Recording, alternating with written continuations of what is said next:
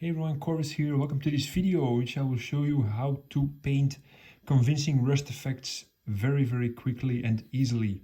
So the subject I have here is a Nighthound's Dreadblade Harrows miniature.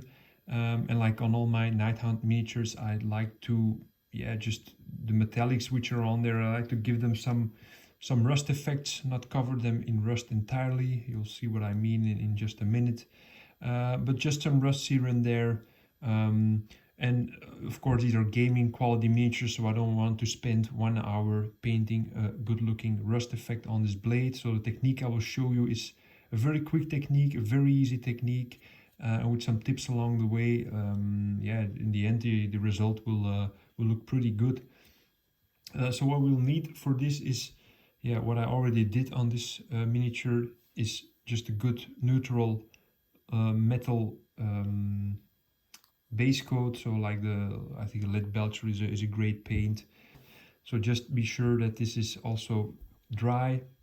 So you don't want to have, in a minute we're going to work with inks and washes, you don't want to have those metallic particles floating around in your wash. So for that, just be sure that it's 100% dry before you continue.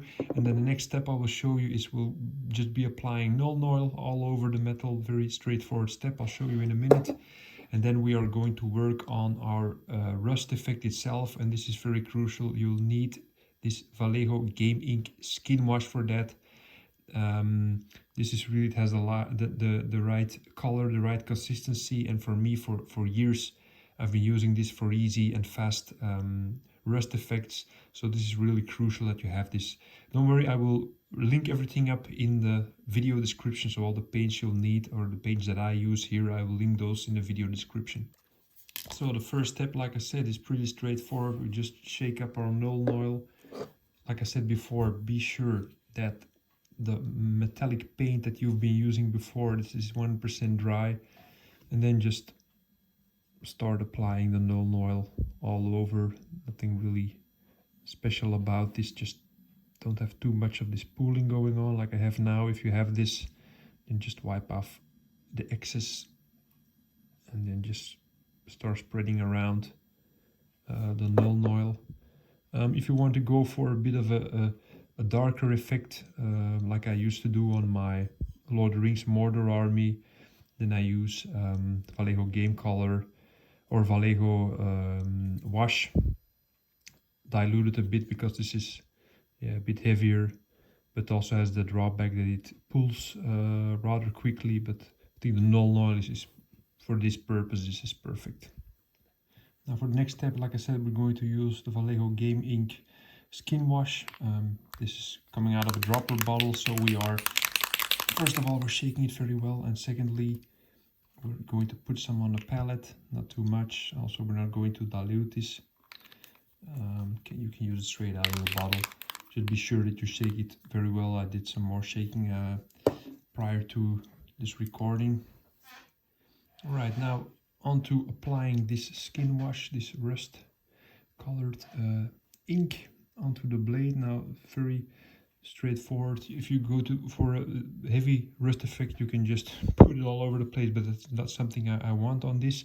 And here with the Nighthounds and most of those similar GW sculpts, were actually helped by the sculpt, because you can see carefully, you can already see the darker places. That's where there were a bit of these recesses where the Nuln Oil is sitting, but this means of course that these are recesses that are in the sculpt, so we can use these to our advantage. And first of all, just to check where we want to apply this. So what I usually do is I use a bit of the texture of that's on the sword. I use this to my advantage, and that's basically where I will be concentrating the rust effect. So I'll be carefully just putting just some, there's quite a lot of this ink on my brush for the moment. I just do if this is a sword, this sword, I do it side by side. So just here in all the recesses, and also closer to the bottom of the sword is where I concentrate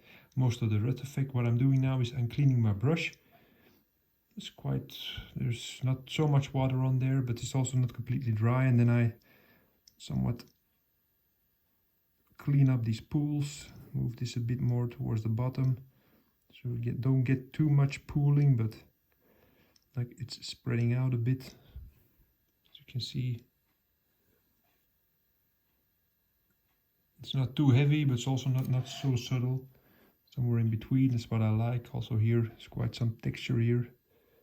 So just if you, the place where you will pull up your brush is where the pool will form. So again, again, just creating some pools here in the recesses that are on the sculpt, more towards the bottom.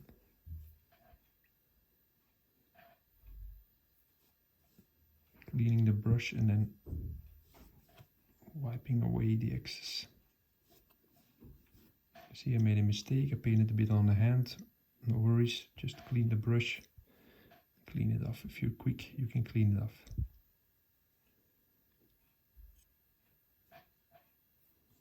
Again, here also more concentrating more in the recesses, the sides. Just be sure that you cover all areas. Don't forget an area, or don't put too much on one area to see that you get the same effect over the entire surface. Good. So the paint is now completely dry, and you can see the final effect here. I really like how the null noise is still showing through in these recesses, in these darker spots. So it really gives a lot of variation in the different tones of rust. And there's also plenty of regular metallic showing through.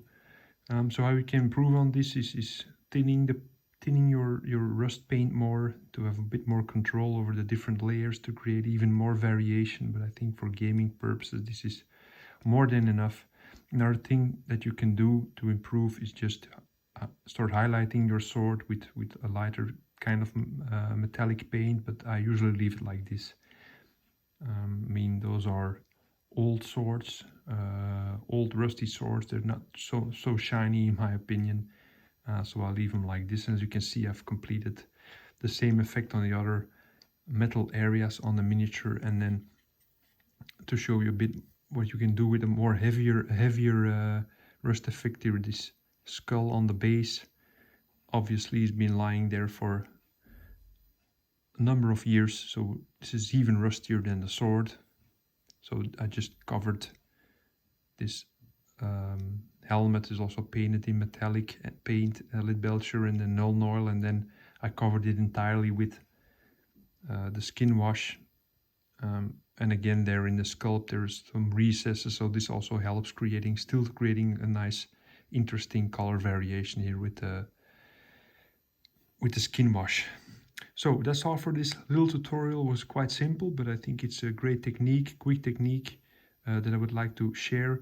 In the past I did a similar video on my channel, but this has a bit more steps in it. I will link it in the video description as well.